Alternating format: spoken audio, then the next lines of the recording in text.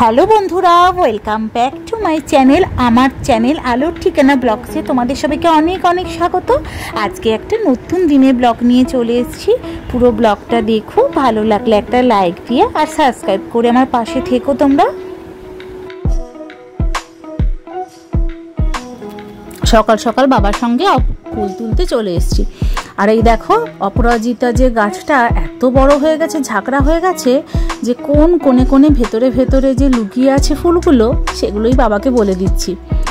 আর কি ভালো লাগে না যখন দেখি যে গাছের মধ্যে লুকিয়ে আছে, সেখান থেকে খুঁজে খুঁজে ফুলগুলো তুলতে।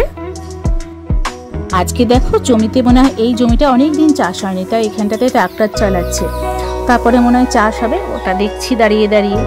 আমি তো এই প্রাচীরের কাছে দাঁড়িয়ে দাঁড়িয়ে এই চালানোগুলো দেখতে থাকি, আর খুব ভাল লাগে।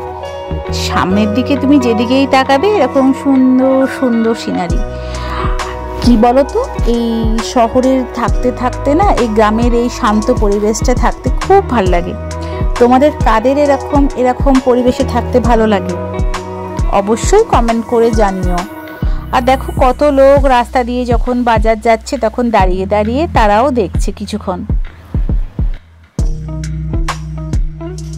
এই দেখো, কালকে যে আনারসটা তোমাদের দেখিয়েছিলাম না আগের দিন, সেটা একদিন না দুদিন রাখতেই দেখো কত পেকে গেছে।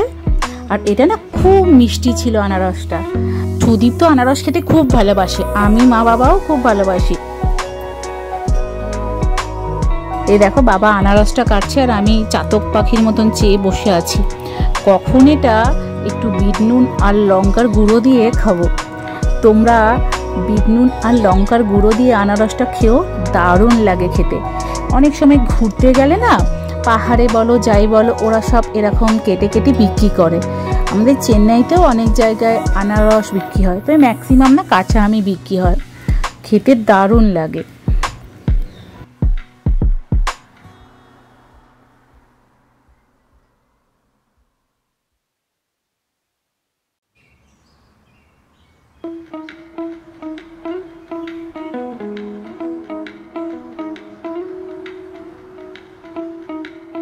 আবার যখন অনেকগুলো আনারস হয়ে যায় তখন মা এগুলোকে দিয়ে আনারসের মোরব্বা, আনারসের চাটনি করে। কোনোদিন যদি সুযোগ হয় তোমাদের সঙ্গে শেয়ার করব।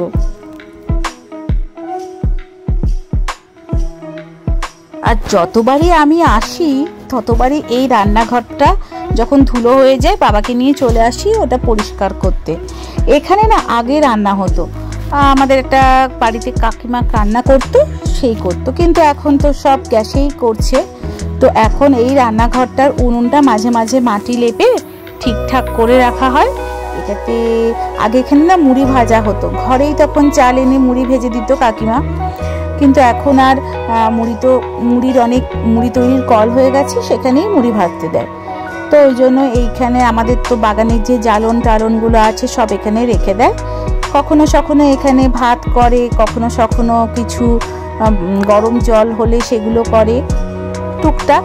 আর এই পাতা বা যে কোনো জ্বালনগুলো এখানে ভালো করে গুছিয়ে রেখে দেয় যদি কোনো কাজে ফাজে আসে। তো এই ছোট রান্নাঘরটায় যখন ছোটবেলাকার অনেক স্মৃতি আছে জানো তো, যখন রান্না করতো এখানে দাঁড়িয়ে দাঁড়িয়ে বসতাম, শীতকালে হাতে উনুন পোয়াতাম। তো এই জন্য এই রান্নাঘরটাকে ভাঙেনি, এখানেই রেখে দিয়েছে। কত বড়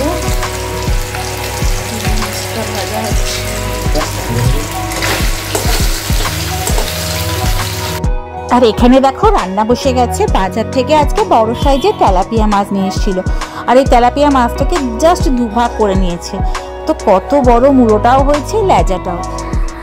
তো ওই জন্য আমি তেলাপিয়া মাছ খেতে তো খুব ভালোবাসি, তাই আমি যখন আসি না বাবা এরকম নিয়ে আসে। তো আজকে এটা দিয়ে মাছের ঝোল হবে, একদম সিম্পল, কিন্তু খেতে দারুণ লাগে।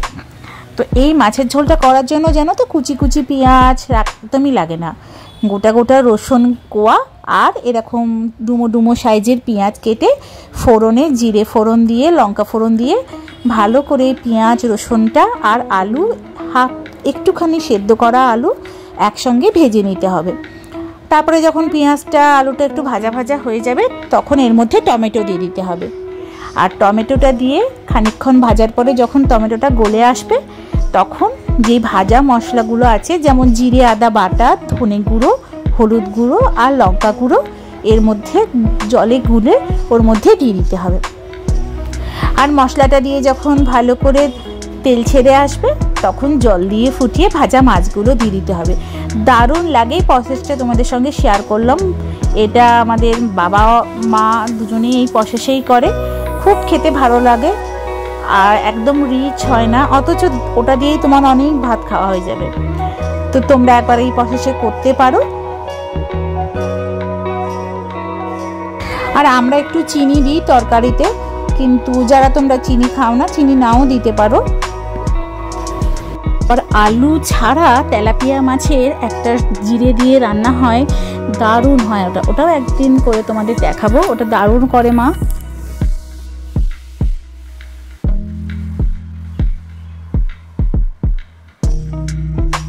আর আজকে দেখো মাছের ঝোল তো এদিকে ফুটছেই, আর তার সঙ্গে মা শাক ভাজা করেছে, পোস্ত করেছে, আর ঘি দিয়ে সামনের ভাতটা খাবো। আর এদিকে দেখো তোমাদের একটা জিনিস দেখাচ্ছি।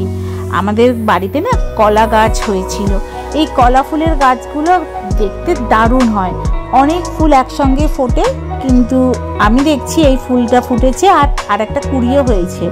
এটা কালকেই ফুটেছিল, কিন্তু দুদিন ধরে আমি তুলবো বলে না তুলতেই পারিনি, ভিডিও করতে পারলাম না, ওই জন্য আজকে তোমাদের সঙ্গে দেখিয়ে দিলাম। কি সুন্দর কালার দেখেছো?